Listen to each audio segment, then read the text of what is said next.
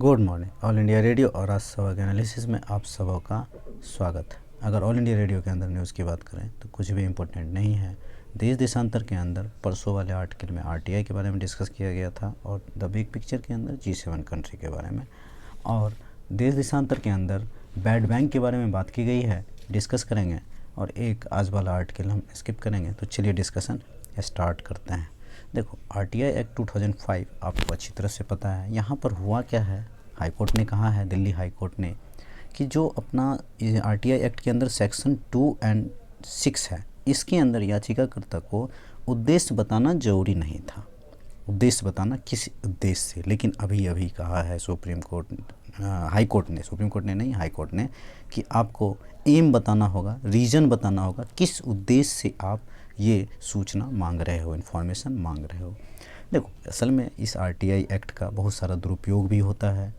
कौन सूचना मांग रहा है, क्या रिलेवेंट है, इसकी बात करें तो सेक्शन 81J के बारे में आप लोग जानते होंगे कि इसके तहत जो है आप जो है सॉवर्जिनिटी, नेशनल इंटरेस्ट के मामले की इशू को कोई सूचना नहीं मांग सकते हो। हालांकि 13/11/2019 का जो एक केस था, उसमें सुप्रीम कोर्ट ने खुद बताया है कि पर्सनल इन्फॉर्मेशन का दायरा क्या होगा, इसको बहुत विस्तृत रूप से बढ़ाया है।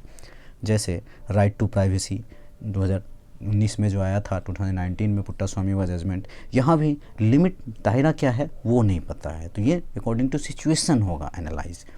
फ्रीडम एंड लिबर्टी की क्या सीमा है, इस पर सोचना होगा, मतलब सोचना होगा इन द सेंस इसका सीमा बहुत ज़्यादा है। तो आरटीआई बहुत डिबेटेबल चीज़ें हैं। तो इतनी बातें इसके अंदर कही गई हैं। चलते हैं नेक्स्ट आर्टिकल पर। नेक्स्ट आर्टिकल यहाँ पर G7 कंट्री के बारे में है। आपको पता है पहले G8 कंट्री था, G8 से G7 हो गया। 2014 में कौन निकला, रसिया निकल गया। और इसके अंदर कौन कौन से कंट्री है आपको अच्छी तरह याद होगा।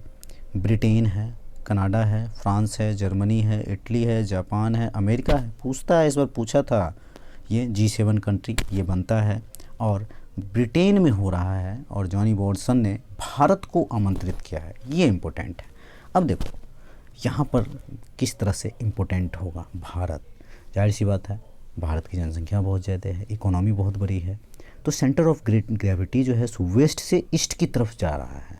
तो पहला रीज़न कोरोना, दूसरा वर्ल्ड की इकोनॉमी को किस तरह से रिवाइव किया जाए, भारत यहाँ पर लीड ले सकता है। भारत दुनिया की 4th अर्थव्यवस्था या 5th, दोनों के बीच में कोरोना के कारण आप कह सकते हो, किस तरह से आगे बढ़ें।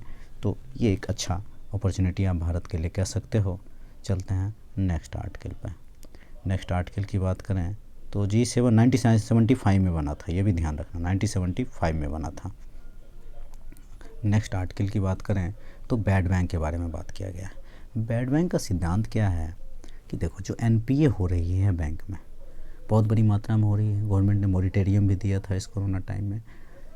इसका जो आइडिया है किस तरह से है और कैसा है, जो भी एनपीए है वो सारा का सारा एनपीए निकाल दिया जाए बैंक से और एक अलग तरह के बैंक में डाल दिया जाए। जैसे पहला, जिस बैड बैंक को लोन ट्रांसफ़र करेंगे, मतलब एक नया बैंक बना दिया और सारे एनपीए वाला लोन यहाँ पर ट्रांसफ़र कर दिया, तो इसकी मार्केट वैल्यू क्या होगी, ये एक सवाल है। दूसरा, जिस क्लाइंट को आप यहाँ पर इसमें नए में डाल रहे हो, मान लो सोहन नाम का व्यक्ति है और इसको आपने यहाँ पर डाल दिया, तो क्या ये दूसरे बैंक से फिर वापस से लोन नहीं लेगा? ये तो यहाँ तो बैड बैंक में आ गया, लेकिन नहीं लेगा, लेगा किस तरह से लेगा, कैसे लेगा, तो इस पर रेगुलेशन देखना होगा। तीसरा, बैड बैंक की ताकत क्या होगी, वो इंसॉल्वेंसी से किस तरह से निपटता है, ये तीनों आइडिया को किस तरह से इम्प्लीमेंट होगा, ये देखने वाली बात होगी। शक्तिकांत दास ने इस तरह की बात कही है।